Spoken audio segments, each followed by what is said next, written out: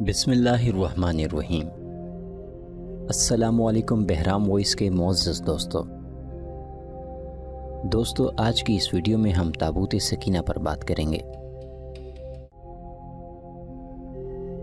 دوستو یہ تابوت شمشاد کی لکڑی کا ایک صندوق تھا جو حضرت آدم علیہ السلام پر نازل ہوا تھا۔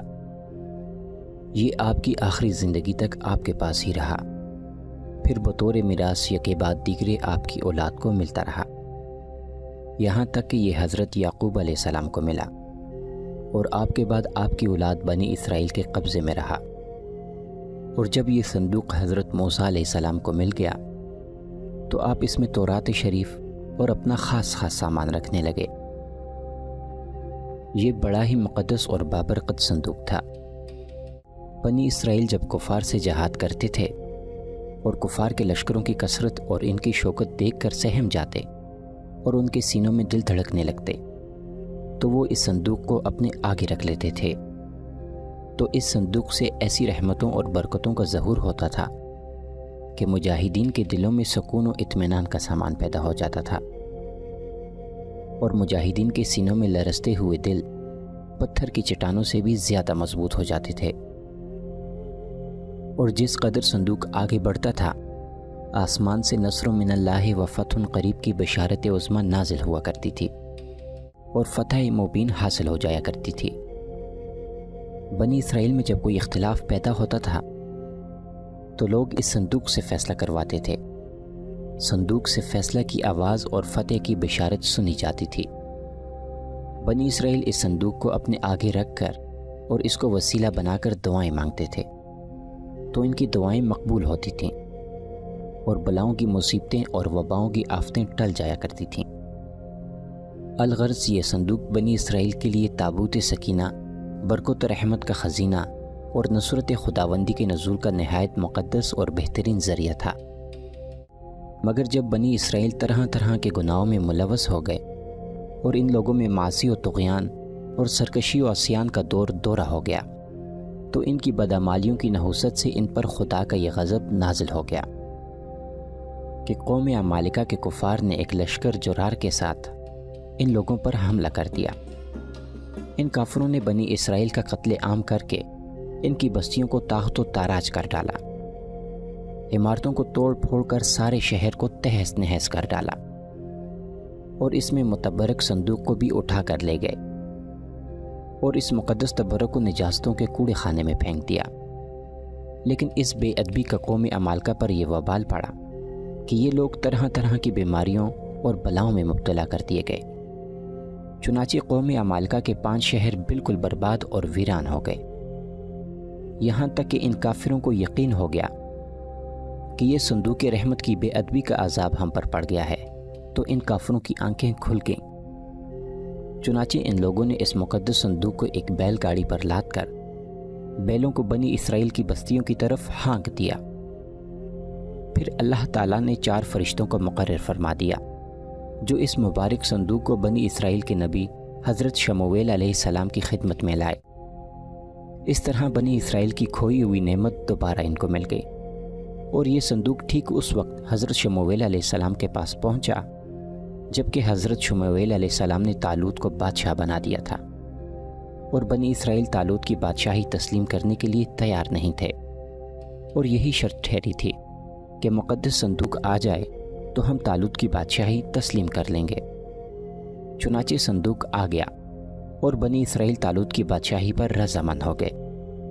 قرآن مجید میں خداوند قدوس نے سورہ بقرہ میں اس مقدس صندوق کا تذکرہ فرماتے ہوئے ارشاد فرمایا، اور ان سے ان کے نبی نے فرمایا کہ بادشاہی کی نشانی یہ ہے کہ آئے تمہارے پاس تابوت جس میں تمہارے رب کی طرف سے دلوں کا چین ہے اور کچھ بچی ہوئی چیزیں ہیں معزز موسیٰ اور معزز ہارون کے استعمال کی۔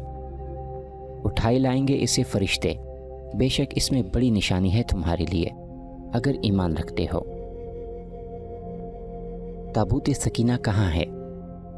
دوستو حضرت داؤد علیہ السلام کے زمانے تک اس تابوت کو رکھنے کے لیے کوئی خاص انتظام نہیں تھا، اور اس کے لیے پڑاؤ کی جگہ پر ایک خیمہ لگا دیا جاتا تھا۔ حضرت داؤد علیہ السلام نے خدا کے حکم سے خدا کا گھر بنانا شروع کیا जो ऐन उस मकाम पर है जहां आज मस्जिद अक्सा मौजूद है। लेकिन ये आलीशान घर आपके बेटे हज़रत सुलेमान अलैहिस्सलाम के अहद में मुकम्मल हुआ और इसको यहूदी आज हैकल सुलेमानी के नाम से पुकारते हैं। इस घर की तामीर के बाद ताबूत सकीना को यहाँ पूरे एहतराम के साथ रख दिया गया और इस तरह ये मकाम यहूदियों का मुक़द्दस तरीन मकाम बन गया। बाद के ज़माने में होने वाली जंगों ने इस हैकल को बहुत नुकसान पहुँचाया, लेकिन बाबल के बादशाह बख्त नसर ने इसको मुकम्मल तौर पर तबाह कर दिया और इसको आग लगा दी। वो यहाँ से माल गनीमत के साथ साथ ताबूत सकीना भी ले गया था। इस तबाही के नतीजे में आज असली हैकल की कोई चीज़ बाकी नहीं है। इन तमाम तबाहियों के नतीजे में ताबूत सकीना कहीं गायब हो गया और इसका कोई निशान नहीं मिला। आज भी बहुत सारे माहिर आसार कदीमा और ख़ुसूसन यहूदी मज़हब से ताल्लुक़ रखने वाले माहिर इसकी तलाश में सरगर्दा हैं, ताकि इसको ढूंढकर वो अपनी उसी रूहानियत को वापस पा सकें जो कभी इनको अता की गई थी। दोस्तों, ताबूत सकीना की मौजूदा जगह के बारे में मुख्तलिफ लोग क़यास आराइयाँ करते रहते हैं। इस पर अंग्रेज़ और ईसाइयों और यहूदियों ने बड़ी रिसर्चें की हैं, लेकिन हतमी तौर पर सारे एक नुक्ते पर मुत्तफिक नहीं हो सके। लेकिन मुझे जो सबसे करीन और क़यास थ्योरी लगती है वो ये कि इस वक्त ये ताबूत हज़रत सुलेमान अलैहिस्सलाम के महल में कहीं दफन है, जिसको यहूदी काफ़ी अरसे से ढूंढने की कोशिशें कर रहे हैं और आए दिन वहाँ बैतुल मुक़द्दस में खुदाई करते रहते हैं। ये वही महल है जिसको हज़रत सुलेमान अलैहिस्सलाम ने जन्नात की मदद से बनाया था। इसकी बुनियादों को आज भी ढूंढने की कोशिशें की जा रही हैं, जिसको हैकल सुलेमानी भी कहते हैं। बहरहाल इसके मुतालिक बहुत से नज़रियात हैं और मेरा ख़्याल है कि ये ताबूत अब भी हज़रत सुलेमान अलैहिस्सलाम के महल के अंदर ही कहीं दफन है।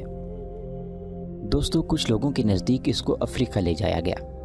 एक मशहूर आसार कदीमा रॉन वाइट का कहना है कि यह मशरक़ वस्ता में मौजूद है। कुछ लोगों के मुताबिक इसको ढूंढने की कोशिशें इंग्लैंड के इलाके में करनी चाहिए, जबकि कुछ स्कॉलर्स का मानना है कि ये ताबूत एथोपिया के तारीख़ी गिरजाघर एक्सम में पड़ा हुआ है।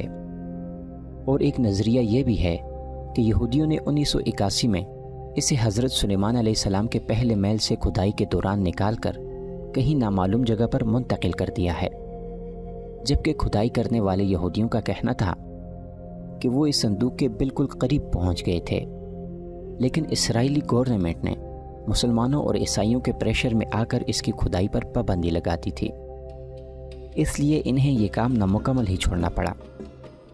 आज भी बहुत सारे माहिर आसार कदीमा और ख़ुसूसन यहूदी मज़हब से ताल्लुक़ रखने वाले माहिर इसकी तलाश में सरगर्दा हैं, ताकि इसको ढूंढकर वो अपनी उसी रूहानियत को वापस पा सकें जो कभी उनको अता की गई थी। दोस्तों, अगर आपको हमारी वीडियोस पसंद आ रही हैं तो बराए मेहरबानी चैनल को सब्सक्राइब करके इस वीडियो को ज़्यादा से ज़्यादा शेयर करें, ताकि हम आपके लिए मज़ीद ऐसी नई नई वीडियोस लाते रहें। तब तक के लिए अपने मेज़बान बहराम खान को इजाज़त दीजिए। अल्लाह निगहबान।